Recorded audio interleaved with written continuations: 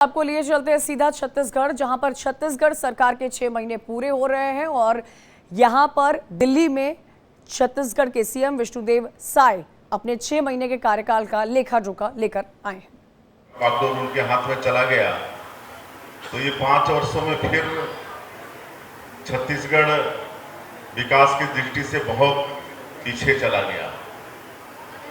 वहाँ आप लोग घोटाले सुने होंगे, हर चीज में घोटाला, कोयला में घोटाला, बालू में घोटाला, शराब में घोटाला, डीएमएफ की राशि तक में घोटाला।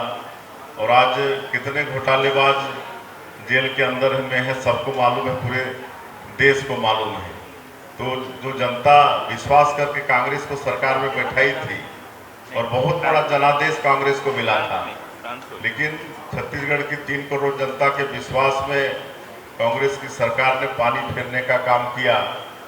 और जब 2023 का विधानसभा चुनाव आया तो फिर जनता हम लोग को सरकार में बैठाई और पहले 3 बार हम लोग सरकार में थे, उससे भी ज्यादा आशीर्वाद जनता का मिला। 54 सीट विधानसभा की और 46% वोट। और अब बहुत कुछ करना है, जैसे मैंने कहा कि बहुत फुर्सत से भगवान ने बनाया है। अगर जो अगुवा हैं, सरकार में बैठे लोग हैं और हम लोग का नीति और नियत दोनों ठीक है, तो बहुत जल्दी इस प्रदेश को बहुत आगे हम लोग ले जाने में सफल होंगे। एक बड़ी समस्या वहाँ पर नक्सलवाद की है और आप सब लोग देख भी रहे हैं कि पिछले 6 महीने में कितनी दमदारी के साथ नक्सलवाद के साथ हम लोग लड़ाई लड़ रहे हैं। ये डबल इंजन की सरकार का भी लाभ हम लोग को मिल रहा है। और यहाँ पर हमारे गृह मंत्री जी बैठे हैं, युवा और ऊर्जावान हैं, ये भी बड़ी चिंता करते हैं और लगातार सुरक्षा कैंप खोल रहे हैं। अभी तक करीब 33 सुरक्षा कैंप खोल चुके हैं।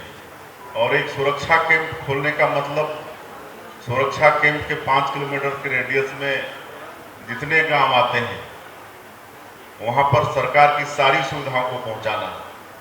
आज नियत नेला नार गोंडी भाषा में है, जिसका हिंदी अनुवाद है आपका अच्छा गांव। ये योजना हम लोग लागू किए हैं और इसके माध्यम से सरकार की जो 32 योजनाएं हैं उस पर पूरा फोकस है। जो 32 योजनाओं का लाभ उन लोगों तक पहुंचे।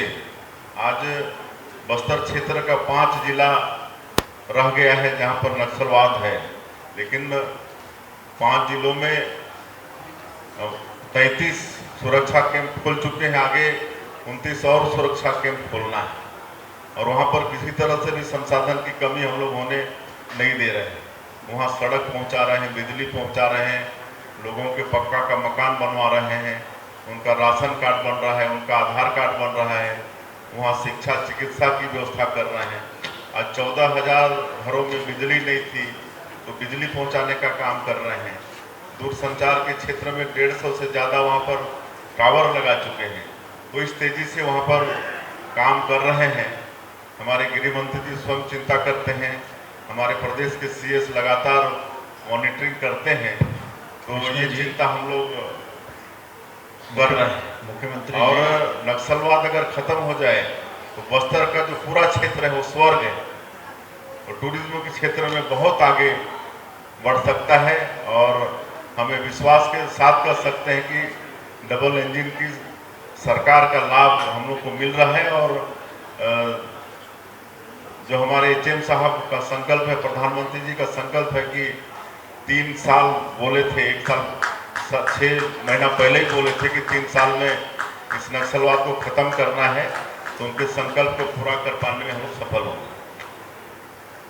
कृष्ण जी, मैं एक बात देख रहा था, आप जिस सरलता से इतने बड़े बड़े आंकड़े रख रहे थे, यहाँ लोगों को छत्तीसगढ़ से इतने बड़े आंकड़ों की शायद कल्पना नहीं होगी। इतने बड़े लेवल का काम, चाहे धान की खरीद की बात हो, चाहे प्रतिमानक बोरा आपने जो तेंदुपत्ते की बताई, चाहे मकानों की बात हो, लगता नहीं यहाँ दिल्ली की मुझे लगता है छत्तीसगढ़ के बारे में आज धारणा बदली होगी। अगर कुछ को लगता है कि आज हमने छत्तीसगढ़ का चित्र अलग देखा है तो जरा हाथ उठाएंगे एक बार। निश्चित ही आपने जो जिस सहजता से और ये आंकड़े बताएं ये चमत्कृत करने वाले, मगर आपने उसके साथ ही कहा कि भगवान ने बड़ी मेहनत से ये राज्य बनाया है।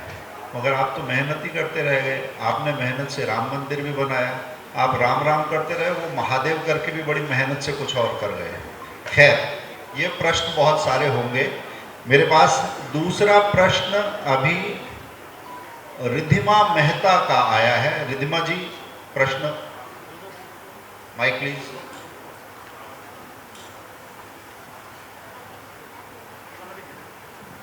मेरा प्रश्न ये था, मतलब बहुत सारा मैंने सुना है कि हम लोग अब नट्स वगैरह इंपोर्ट करते हैं, बट जो कैशूज हैं वो छत्तीसगढ़ में उग सकते हैं, तो हम उसके लिए कुछ क्यों नहीं कर रहे हैं?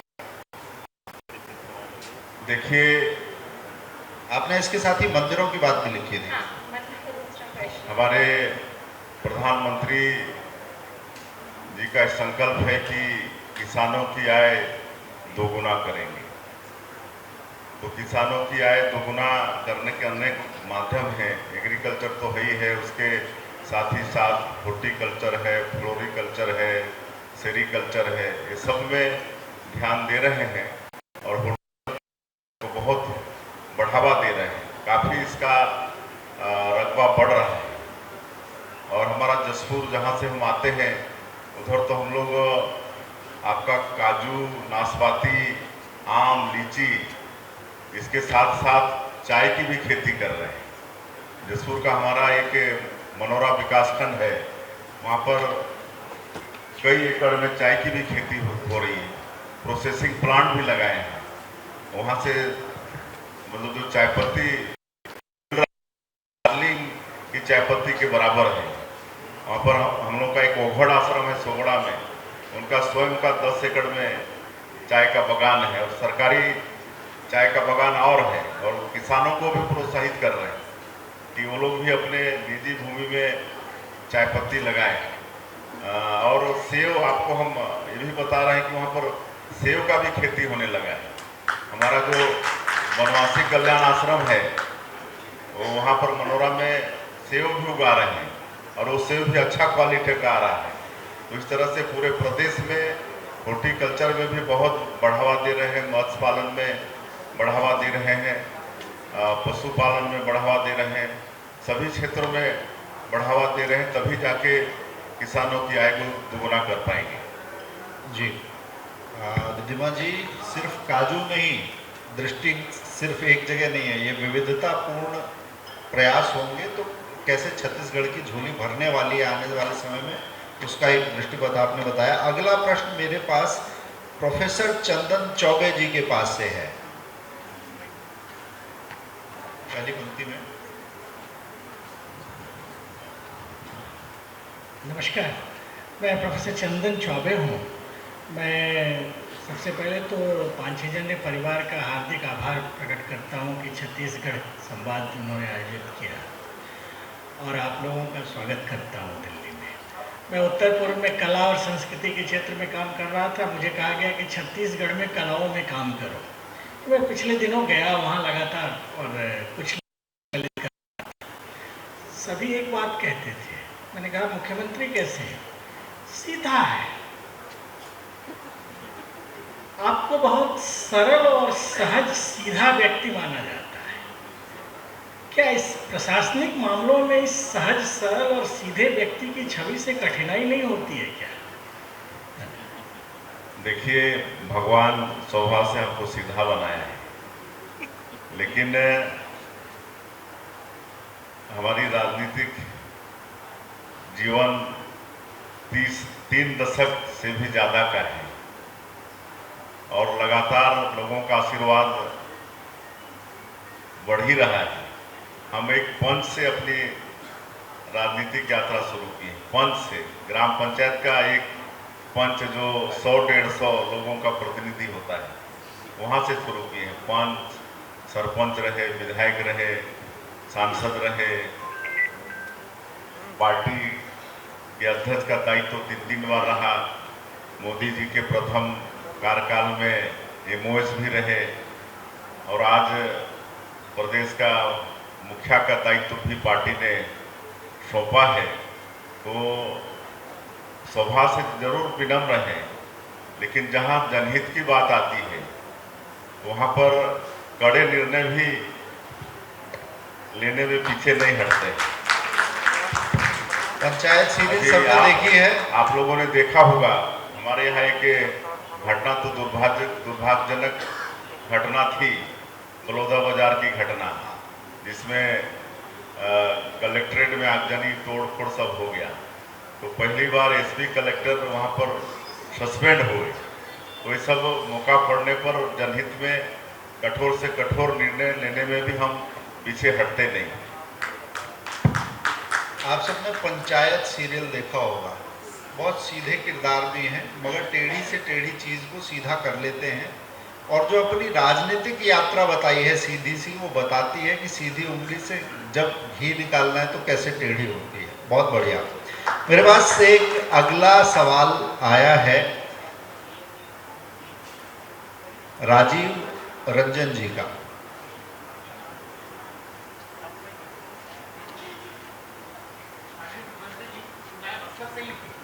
और छत्तीसगढ़ की पहचान नक्सलवाद बन गई है और आपके नेतृत्व में, क्योंकि छत्तीसगढ़ के एवेन्यूज बहुत हैं और छत्तीसगढ़ की पहचान केवल नक्सलवाद नहीं है, तो आपसे अपेक्षा भी है और मैं जानना चाहता हूं कि नक्सलवाद से परे कर छत्तीसगढ़ को छत्तीसगढ़ के स्वरूप में कैसे आगे लाया जा सकेगा। बहुत बहुत धन्यवाद। देखिए, नक्सलवाद खत्म होने के बाद टूरिज्म को तो बहुत बढ़ावा मिलेगा और निश्चित रूप से हम लोग बहुत जल्द नक्सलवाद खत्म करेंगे। इसके अलावा जैसे मैंने पहले कहा कि यहाँ पर खनिज संपदा भरपूर है, तो उसमें हम लोग रिफॉर्म ला रहे हैं और अपने प्रदेश का राजस्व उसमें बढ़ाएंगे। आपका 100 से भी ज़्यादा तरह का वनोपज है, उसका वैल्यू एडिशन की बात हम लोग कर रहे हैं और प्रारंभ भी हो गया है। तो उससे भी राजस्व प्राप्त होगा हमारे प्रदेश को और कृषि को और आगे बढ़ाने के लिए हम मत्स्य पालन, पशुपालन, फ्लोरिकल्चर ये सबको भी बढ़ा रहे हैं। निश्चित रूप से यहाँ पर इनकम जनरेट होगा और जो लीकेज थे, जो यहाँ पर करप्शन था, वो सबको हम लोग रास्ता ही बंद कर रहे हैं। जैसे आपको मालूम होगा कि कोयला में पहले टीपी जारी होता था ऑफलाइन, तो वो ऑफलाइन बंद कर दिए, ऑनलाइन कर दिए, वहाँ चोरी बंद कर दिए। शराब में जो FL10 की व्यवस्था थी, मतलब कॉन्ट्रैक्टर के माध्यम से शराब खरीद कर दुकानों में पहुंचाते थे, कॉन्ट्रैक्टर व्यवस्था ही पूरा खत्म कर दिए। अब मेकर से सीधे सरकार बेवरेज कॉर्पोरेशन के माध्यम से शराब खरीदेगी। तो जहां भी कमीशन खोरी और लीकेज का रास्ता था, इस सब को हम लोग बंद कर रहे हैं और ये सबसे निश्चित रूप से प्रदेश का राजस्व आने वाले समय में खूब बढ़ेगा। खनिज संपदा में भी हम लोग रिफॉर्म ला रहे हैं, मतलब माइंस के क्षेत्र में भी। आज जैसे आपका उड़ीसा है, ये छत्तीसगढ़ है, दोनों प्रदेश में करीब करीब सेम मिनरल्स हैं, लेकिन आज वहाँ 50,000 करोड़ उनका इनकम है, मतलब माइन से ही, और आज हम लोग 13,000 करोड़ में हैं।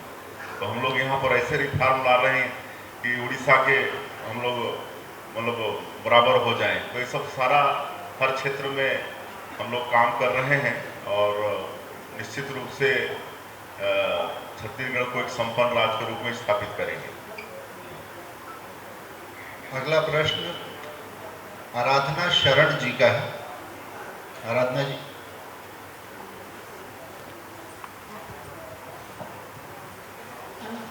मेरा नाम आराधना शरण है। सुशासन संवाद छत्तीसगढ़ जो आयोजन किया है 5 जनवरी में, उसका हिस्सा बनने से छत्तीसगढ़ की बहुत ही नई पहचान और क्या हो रहा है ये दिखाई दे रहा है। वो वन संपदा से समृद्ध तो है, पर जैसे आपकी बातचीत से भी लगा कि जैसे वहाँ नक्सलवाद था और कई घोटाले थे। तो शपथ ग्रहण के समय सबसे बड़ी चुनौती आपके मन में क्या चल रही थी? सबसे बड़ी चुनौती शपथ ग्रहण के समय सबसे बड़ी चुनौती आपके मन में क्या थी? आपके सामने क्या थी छत्तीसगढ़ को लेकर के? शपथ ग्रहण के समय सबसे बड़ी चुनौती पूरे छत्तीसगढ़ के लोगों का विश्वास हासिल करना। जिस तरह से मैंने पहले ही कहा कि पिछली सरकार में उनका विश्वास टूटा था और भारतीय जनता पार्टी पर विश्वास करके, मोदी जी पर विश्वास करके और उनकी गारंटी पर विश्वास करके जो हम लोग को जनता सरकार में बैठाई, तो उस विश्वास को कायम करना सबसे बड़ी हमारी जिम्मेदारी थी कि कैसे उनके विश्वास में खरा उतर पाए। और लगातार इस 100 दिन में अनेक मोदी की गारंटी के काम को पूरा करके आज विश्वास है लोगों में और सब बोलते हैं कि सरकार में सब काम साय साय हो रहा है। ये विश्वास स्थापित करने में हम लोग सफल हुए। अगला प्रश्न सचिन बुधौलिया जी का है। प्रश्न बहुत सारे आए हैं मगर इसके बाद मैं केवल एक और प्रश्न लेकर बात को पूरा करूंगा। सचिन बुधौलिया जी।